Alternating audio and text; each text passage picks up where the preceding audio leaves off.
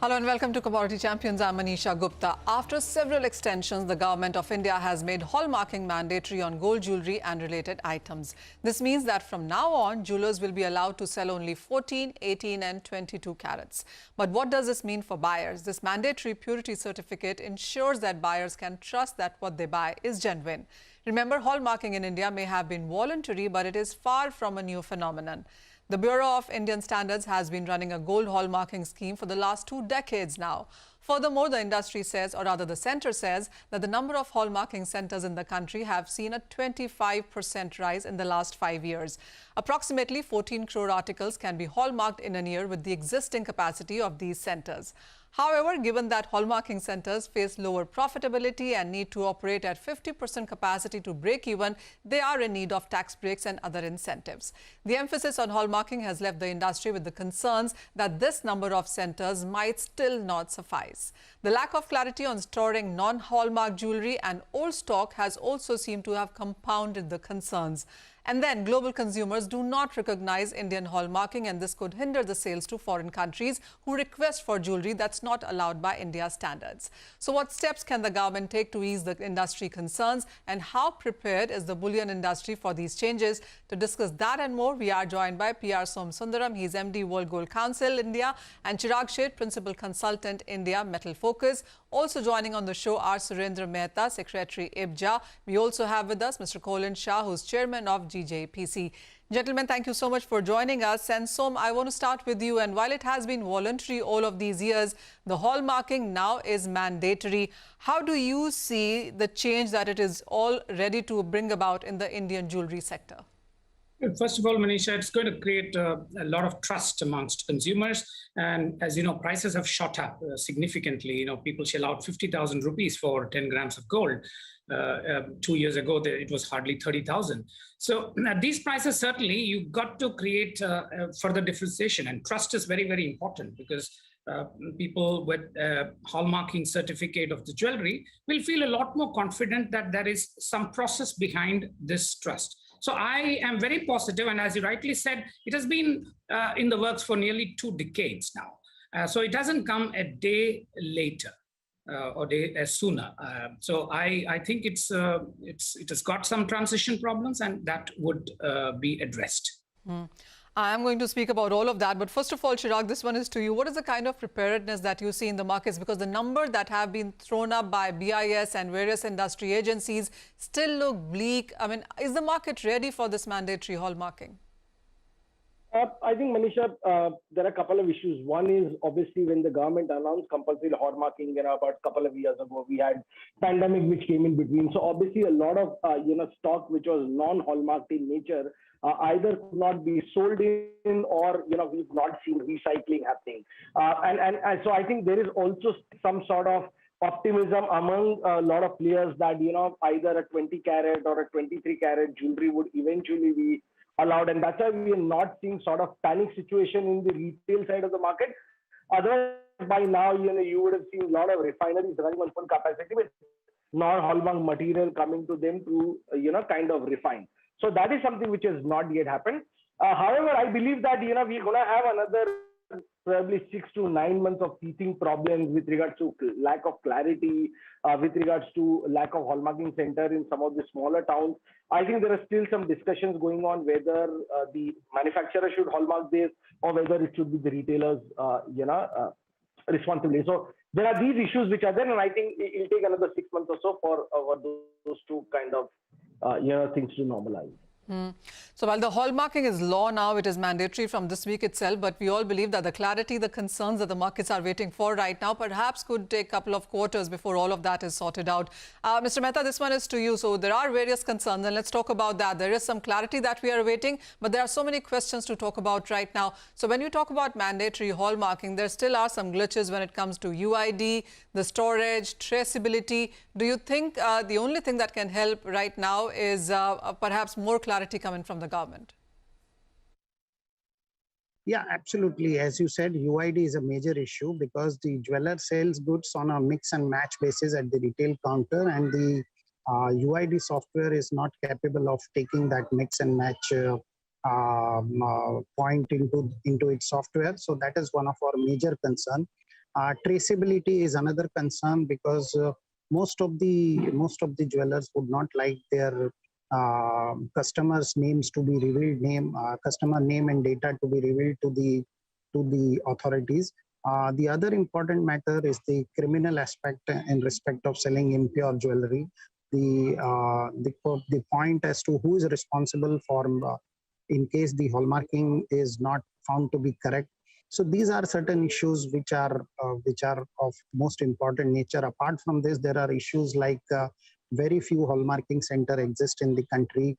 There is a point of old jewelry. What happens to the old jewelry? Whether money can be borrowed on the old jewelry which does not match to the prescribed caratage. What happens when the old jewelry is sold? All right, that's quite a bit of a questions there, Mr. Mehta. So do you think it's fine for the industry to go ahead with the law, even as we await so many clarifications?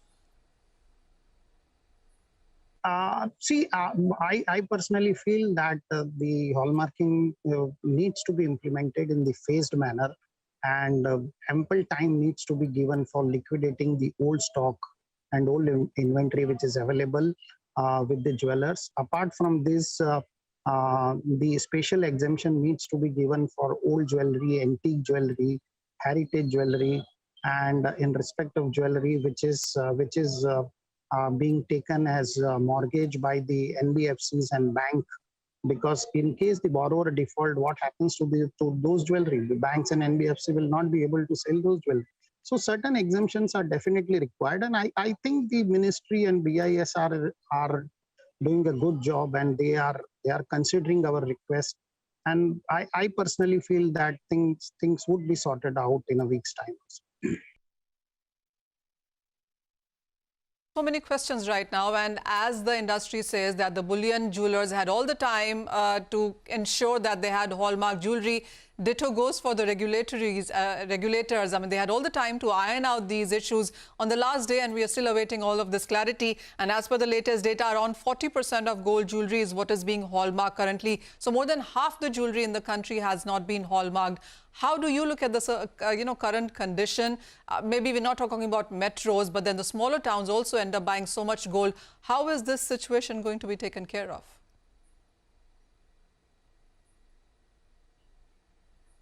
Som, this one is to you. Oh, sorry, I didn't hear the thing. Well, I think, Manisha, this is there are centers closer to 1,000 in the country now. Yes, there are pockets where they're concentrated, and there are certain districts where they're not available. But that's how also the jewelry business is spread out. It is concentrated in certain places, and it is sparse in certain other places. So it would be very difficult to say that because of that you shouldn't bring mandatory hallmarking.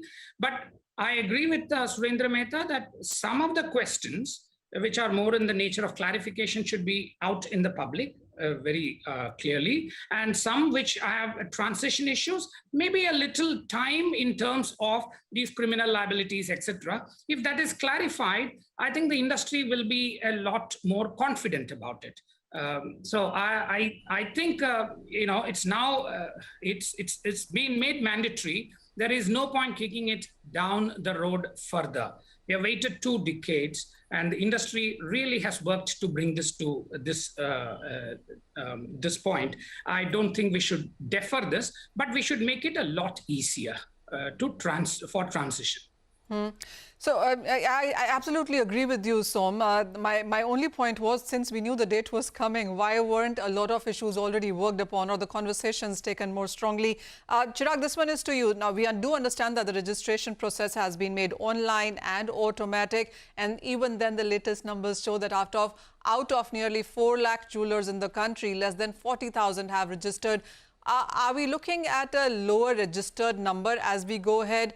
There have been various reports suggesting that the smaller jewelers in very small towns, districts, etc., perhaps will close down because they're not interested in doing this kind of a business.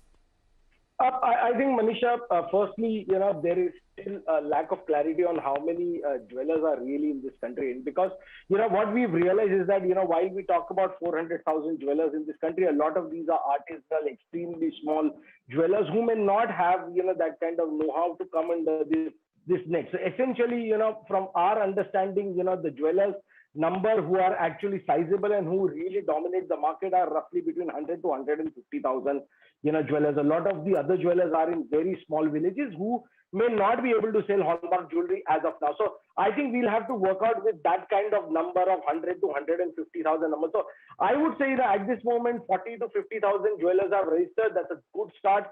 Probably more and more jewelers will eventually come in as associations start awareness program, as BI start awareness program. So as I said earlier, probably 6 to 9 months is when we will see this really, kind of playing out in the market. All right. So by end of that, perhaps we will have a final number, finally on, on official number on how many jewelers actually are in the country. Colin, this one is to you. How do you look at, since you're representing GJPC, when you look at the exports, what is the sense from the international markets? Because most of the global consumers do not recognize Indian hallmarking. Exports, we've impressed upon the government that we will have to follow the hallmarking and the standards which exist in every country. So UK has a different standard, Switzerland will have a different standard, America has a different standard. So we do not have a choice but to follow the standards of the country to whom we are exporting. The government has heard us and they have assured that they will give the necessary clarification soon, but we are expecting that exports should be outside the ambit of hallmarking in India. Not just exports, Colin, what about the exhibitions? A lot of that sample gold or sample jewelry that is put out, is that going to be hallmarked, or is that conversation also on?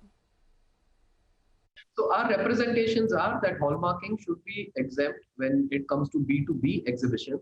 Of course, when the exhibition is B2C, it should be with hallmark jewelry when it's for sale. But B2B exhibitions, which are only for order placing with samples, under all kinds of precautions and the rules which we follow anyways as an industry, should be exempt from hallmark. All right, that's all about the industry that we've spoken to our guests, but with that, it's time for a short break. But when we come back, we'll put the focus now to the consumer part of it, on what it means for them. Temple gold, heritage gold, artifacts, how does hallmarking impact all of that gold in India is what. Welcome back, and we are called the second largest consumers of gold, hoarders of gold to a certain extent as well. And Mr. Mehta, this one is to you. There's a lot of gold which is lying in temples, there is artifacts, there is heritage jewelry. What happens to all of this?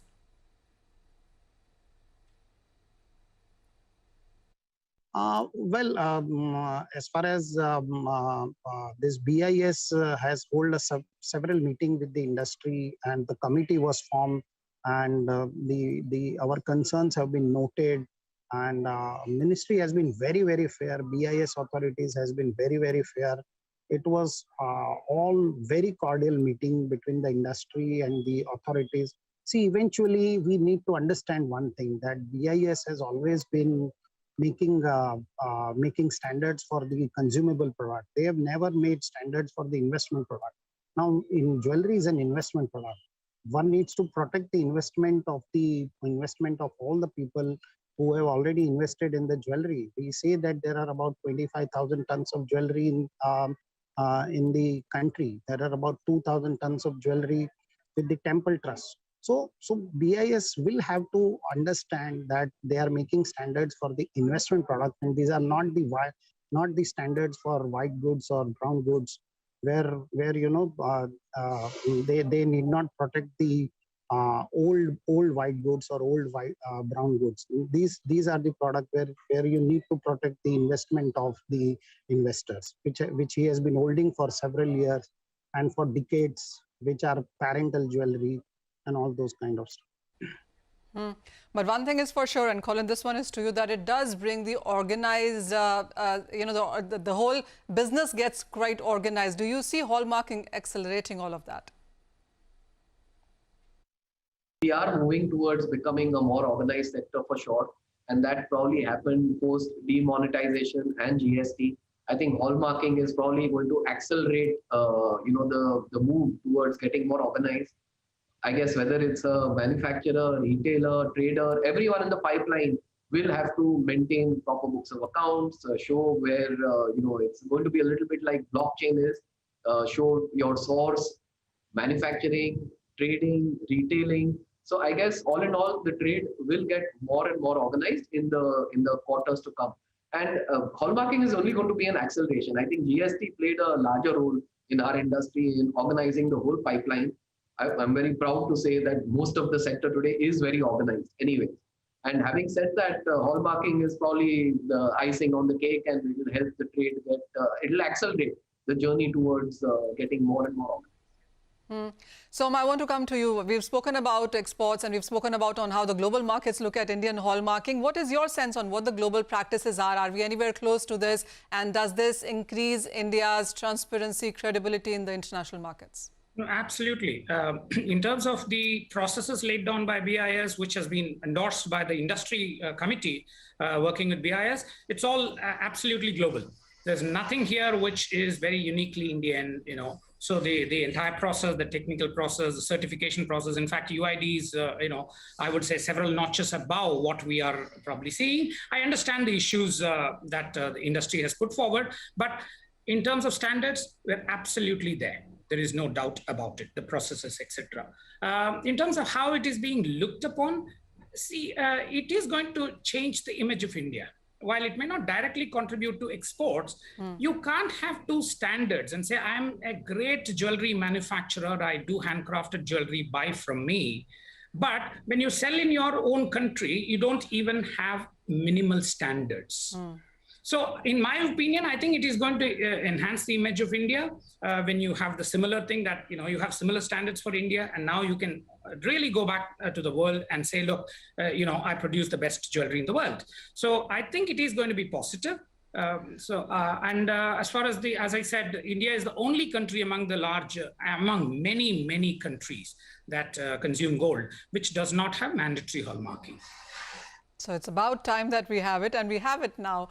Chirag, let me come to you, and there are various questions on my list here, but there's one that is being tweeted a couple of times right now. This is about old jewelry which is lying at consumers' home. One, I understand if you take it to a jeweler, they'll take it and they'll give you hallmark jewelry if you were exchanging it. I'm assuming we are still awaiting clarity on that. But the old non-hallmark jewelry, which perhaps is lying at home, if somebody wants to take a loan on that, do we have clarity on that yet? No, not yet.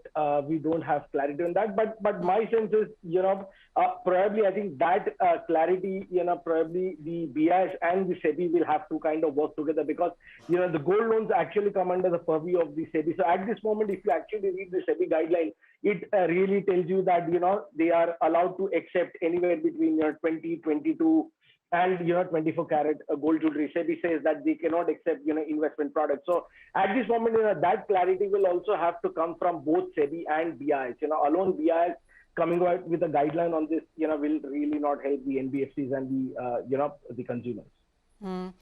All right. So while, of course, it's a strong step ahead forward when it comes to gold as an industry, and does give you a recognition, but there is just so much that the markets are awaiting in sense of clarity. And I get your points that all of you have put forth that perhaps 2 to 3 quarters is what it would still take before we see actual on-ground mandatory hallmarking happen here. Gentlemen, thank you so much for joining us. With that, it's a wrap-up on this edition of Commodity Champions. But stay tuned. Before we go, we leave you with an update on the crypto markets with our latest offering, Blockchain and Crypto Decoded.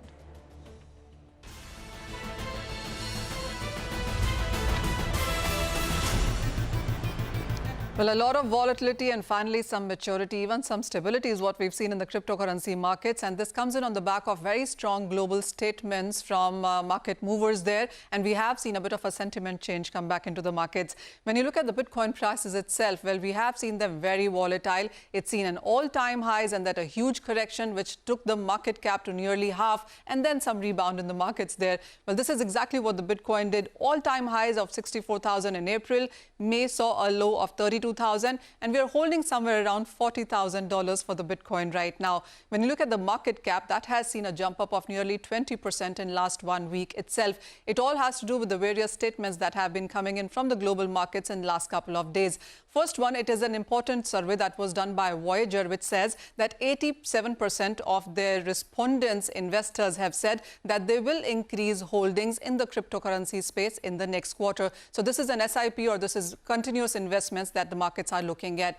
And then the king of tweets was back. Elon Musk said that they would allow Bitcoin transactions on confirmation that 50% clean energy usage is done by miners. Now, this is a bit of a gray area because for all you know, 50% of clean energy usage may already be in. But there is no hard facts or data to prove that. So this is a bit that is neither here or there. But the tweet itself does mean a lot, and we have seen Bitcoin gain up because of that. And then a very important statement from the hedge fund manager, Paul Tudor Jones, said that he likes Bitcoin and wants 5% allocation in portfolios being given to cryptocurrencies. That was an important one coming in. And then clearly we have seen MicroStrategy continue with its positive statement saying that they're preparing to buy Bitcoin worth $488 million, and the money is coming in from the proceeds of bond sales worth $500 million. MicroStrategy, remember, has been one of the first ones into the game. They are holders of strong numbers of Bitcoins there and have continued to increase their portfolio or allocations there. And then, of course, this was a news that came in the last week, and El Salvador brought in a lot of cheer for the community when they said that they are the first country now to mark Bitcoin as a legal tender. We also have had statements come in from Goldman Sachs which say it has been quite mixed, actually. They said that crypto is not a viable investment, but they also plan to offer options and futures trading in Ether to investors. So this is a kind of statement that most of the fund managers and banks and trading desks have been giving out to their investors. With the kind of investment that we've seen come in from HNIs, investors, retail, etc., clearly no one wants to be left behind. And all of that has led to Bitcoin prices coming back above $40,000.